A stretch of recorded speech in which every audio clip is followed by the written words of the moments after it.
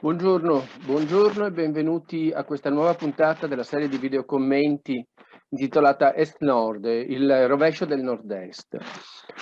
Oggi vorrei parlarmi di cose antiche, vecchie, che però ci possono raccontare molto su quello che sta per succedere, sta succedendo. Insomma, andiamo un po' a ritroso. E allora, per andare a ritroso per quanto riguarda il traffico illecito dei rifiuti, è utile pensare alla campagna degli anni '90. Mi è capitato negli scorsi giorni di dare un'occhiata a un libro del '98 in cui ho trovato questa frase: la rinuncia del pubblico a gestire direttamente un servizio essenziale come la raccolta della spazzatura spiana la strada alle mazzette e alle infiltrazioni delle cosche. Questo ci racconta Ivan Berni. Quindi nel disastro dei rifiuti di Napoli, della Campania, quello che alcuni di voi un po' più grandicelli, diversamente giovani, si ricorderanno, un tassello importante è stata proprio quella della privatizzazione delle società che gestiscono i rifiuti, quelle che una volta venivano chiamate municipalizzate. Ma è solo questo signor Ivan Berni, in realtà uno studioso affermato della materia, ad asserire questo? Bah, vediamo cosa ci racconta Francesco Anfossi, un giornalista d'inchiesta. Già all'inizio degli anni '90 la magistratura aveva scoperto che la criminalità campana controllava sia i traffici illeciti sia alcune imprese di trasporto e rifiuti.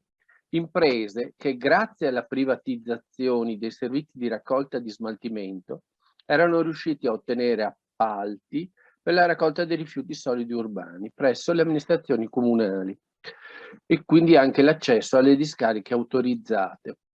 Un altro studioso, che recentemente è stato anche assessore regionale alle politiche sui rifiuti della regione Sicilia, il trevigiano Alberto Pierobon, racconta: con l'avvento delle società miste si aprono nuove prospettive criminali. Sotto l'ombrello pubblico i criminali entrano nella cittadella con il cavallo di Troia e la privatizzazione. E poi troviamo anche un ex magistrato, anzi attualmente magistrato, Raffaele Cantone, che in questo libro afferma: la parola magica è outsourcing, termine manageriale che indica come gli enti pubblici stiano sempre più affidando alle aziende i servizi che un tempo gestivano in proprio. Una rivoluzione che fa riscoprire ai boss appetiti antichi.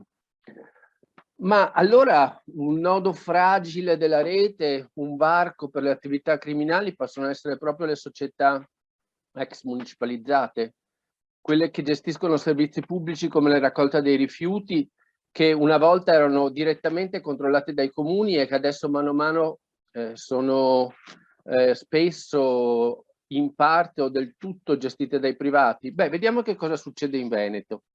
Allora, noi ad esempio troviamo che in provincia di Belluno, lo leggo dalla relazione della Commissione parlamentare d'inchiesta sul ciclo dei rifiuti, il servizio è espletato da soggetti privati in alcuni casi. Quali?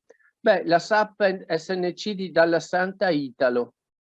La SAP SNC di Dalla Santa in realtà è finita in almeno un paio di inchieste per traffico illecito di rifiuti, anche per traffico illecito transfrontaliero di rifiuti, in accordo con reti non del tutto raccomandabili.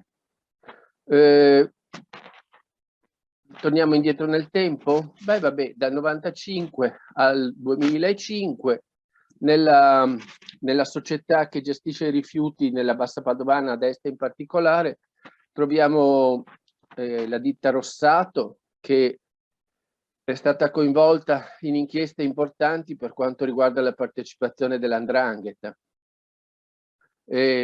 Andiamo a Verona e troviamo che il presidente della municipalizzata di Verona è finito nei guai per corruzione proprio interloquendo con soggetti legati all''ndrangheta. Quindi le società che gestiscono rifiuti hanno dei problemi evidentemente, e quando sono privatizzate, beh appunto, raccontiamo quello che diceva Cantone, scatenano l'appetito dei boss. Uno dei provvedimenti del governo Draghi è stato proprio quello, nel decreto concorrenza, di stabilire che i servizi pubblici devono essere dati al mercato, se non in casi particolari e assolutamente eccezionali. Ma può darsi che ci sia anche una ratio in tutto questo, però noi avvertiamo solo che in effetti qualche problema nel mercato può presentarsi e può annidarsi. Grazie, arrivederci.